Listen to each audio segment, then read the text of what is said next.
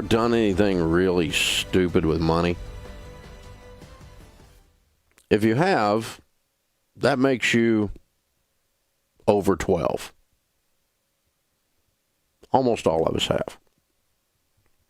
My wife Sharon and I started off with nothing when we first got married. Most people do, I think. And I started buying and selling real estate, and I got rich. By the time I was 26, I was a millionaire, making $250,000 a year. But I had done stupid. I borrowed too much money.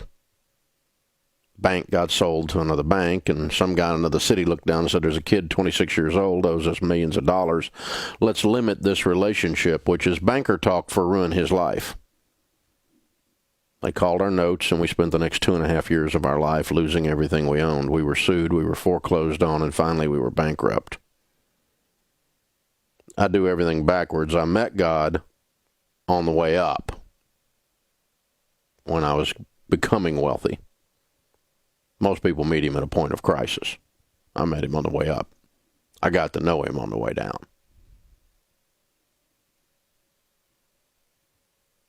So, 28 years old with a brand new baby, a toddler, and a marriage hanging on by a thread, we got the opportunity to start from zero again. Only I had to figure out how money works. Not what your broke brother-in-law's opinion is. How money really works. And so, as a Christian, I decided I would figure out what the Bible has to say about money. And I talked to old rich people. I didn't want to talk to young rich people. I'd been him. I didn't want his opinion. In business, we study successful people in a certain area, and then we emulate or copy what they're doing in order to have the same success they've had. It's called best practices. It's why you hire a personal trainer. They have abs and you have a keg. They know something you don't know. They do something you don't do. And so we learn from someone that knows something we don't know because they've actually done it, not have a theory about it. See, I don't really care what your theories are about money if you're broke.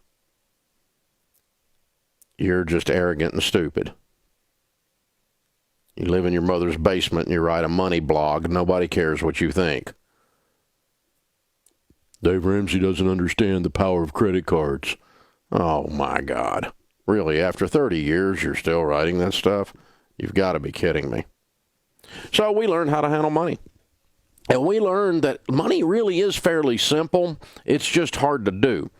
There's only about 4 or 5 things you got to do to win. You have to live on less than you make.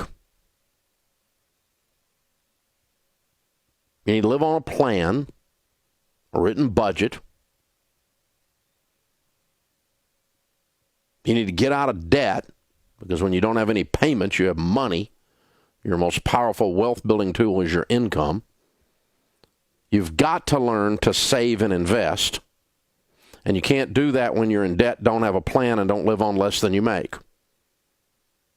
You know why people don't put money in their 401k and their Roth IRAs? Because they don't have any money, because it's all going out the door in stupid butt car payments, and Sally Mae's got her own bedroom at your house because she's lived there for so long. This is pretty simple stuff, guys. It may be primitive. It may be easy to understand, but it is very hard to do because it has everything to do with you changing your heart and the way you function and the way you live your life, and you live like no one else so that later you can live and give like no one else, because that's the last one. There's a high correlation in all of our data between people who win with money and those that are generous. Generosity is a key element in people who end up winning with money. And it's pretty simple. It's because generous people are attractive, selfish people aren't. They're ugly. Attractive people seem to get more opportunities in life. Would you agree? We all want to help someone who's attractive. I'm not talking about physically attractive, but they're likable. The person that holds the door for you versus the one that cusses you for doing it. The one that helps you pick up your groceries when they're rolling around the parking lot because the bottom fell out of your bag. That's a generous person. They might be a person who gives you some money because you're broke. You don't have money for food, or you're going through a hard time and they help you out. There's a high correlation between generosity and financial success. And it's not that financial success allows people to be generous. It's that generosity causes people to be people that are lovable, likable, more than selfish people. And they have a tendency to prosper. It's a pretty easy formula, really, if you think about it. And when you're out of debt, hey, Ramsey doesn't understand the power of credit cards. Yeah, I do. I've watched the power of credit cards destroy people's lives for years. I absolutely understand the power of a credit card. And I've watched stupid people write clickbait articles about me and other people saying how to use a credit card, the proper way to use a credit card, and credit cards are good for reward points. Yeah, I've never met a millionaire that said, Dave, I made all my money with airline miles. Dave, those Discover points put me over the top. That was my breakthrough financial moment. Never met a single millionaire, and I've met with thousands of millionaires. Never met one that said that. They all say, I can't believe people fall for credit card debt. I can't believe people continue to use these stupid credit cards. It's like half the population is dying of lung cancer, and everybody's standing around going, well, I guess cigarettes kill you. Well, no kidding. Unbelievable.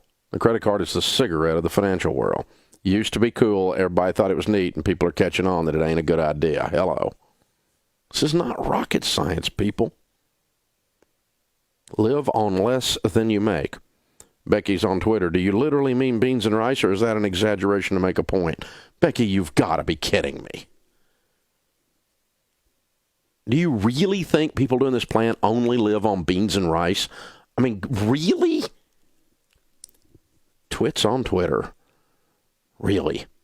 Of course not. It means lower your stupid butt lifestyle and quit spending money like you're in Congress is what it means. It means quit going out to eat. You're broke.